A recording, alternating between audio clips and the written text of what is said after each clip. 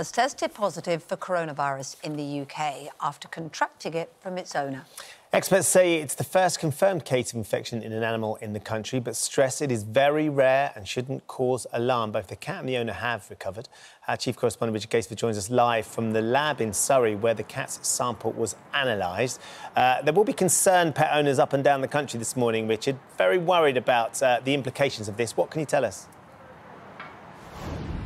Yeah, well, the scientists here, Ben, at the Animal and Plant Health Agency that made the link, they'd been presented with samples from a veterinary surgery that was dealing with a cat with respiratory problems. It also had nasal discharge, and the vets at first thought that might have been feline herpes, which is a fairly common illness amongst cats, but they knew there was a study going on looking at the links between cats and COVID-19. So the samples ended up here. They looked at them in depth and they saw that there was an exact match between the strain of coronavirus that the owner had and the one that the cat also had, and they are pretty confident that it was transmission from the owner to the cat and not the other way around. And that is certainly the view of the World Health Organization. They've been talking about that recently. They say look at the bigger picture. 6 million or so positive coronavirus tests for humans versus about 20, just a handful around the world for animals. Cats, it seems, are perhaps more prone. In France, they had the first animal there to be tested positive with COVID-19 was a cat called Papille, a 9-year-old tabby. That was also a case of the owner giving it to the cat. And on a bigger scale, at the Bronx Zoo in New York, you had Nadia, a 4-year-old Malayan tiger, also testing positive. And in the weeks that followed, another 7 big cats there, lions and tigers, also tested positive but weren't showing symptoms. It's thought perhaps that the cats, when they're touched by someone who has coronavirus, then lick their fur as part of their cleaning. That may be how they contract it. We're being told if we have COVID symptoms and we have cats, to keep our hands extra specially clean around them. And if you're touching someone else's cat, then also wash your hands afterwards. Hand hygiene, of course, big news all the way through this pandemic. Richard, thanks very much indeed. We're now joined by Daniela dos Santos, who's president of the British Veterinary Association. Daniela, lots of people are going to be very worried about this. As a nation, we love our pets, and during lockdown, they've kept many people sane because it's company and something to do and get on with. So lots of questions raised by this first case. First of all, are we absolutely confident we can't catch coronavirus off an infected pet?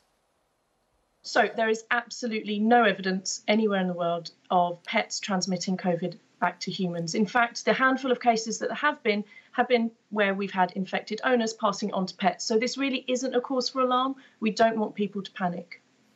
If an owner is sitting at home now and they suspect that they do have symptoms for COVID, if they haven't got a positive diagnosis just yet, what advice are you giving them with regarding their pets? So it's the same advice that we've been given throughout the pandemic, which is about hygiene. So make sure you're practicing good hygiene, hand washing, catching any coughs or sneezes into tissues and discarding them immediately. But also consider trying to minimise contact with your pets as much as possible. So, of course, you still need to feed your pets, for example, wash your hands before and after. But if you have a particularly affectionate cat or dog, for example, that likes to snuggle up to you, maybe reconsider, because it is all about that close contact. So, extra caution to protect yourself. We can't catch it directly from a pet, but I suppose one of the areas of concern is that if someone who is infected strokes your pet or gives it a cuddle, then just like any surface, you know, sideboard, fridge, door handle, you could then, if you stroked it, pick that up. So it is possible. We don't have the evidence to prove whether or not that happens, but in theory, absolutely, you're right. They could act as surfaces.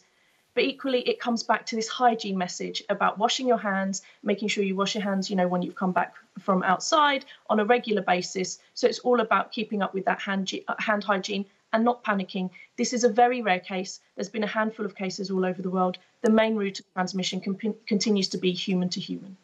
And what about specific pets? Is there specific pets that seem to be more susceptible to the virus? I think if we're looking at what's happened across the world, we're looking at cats, and there has been some examples of dogs. What is worth highlighting is that all of the animals involved have made full recoveries. Not all of them have even shown symptoms, and those that have been very mild. So as I say, we don't want to cause any alarm. We want people to practice hand hygiene and the regular hygiene messages. If you have concerns, if you have COVID-19 symptoms and you're worried about symptoms in your pet, contact your vet by phone in the first instance, make them aware of your situation, and they'll be able to advise you accordingly.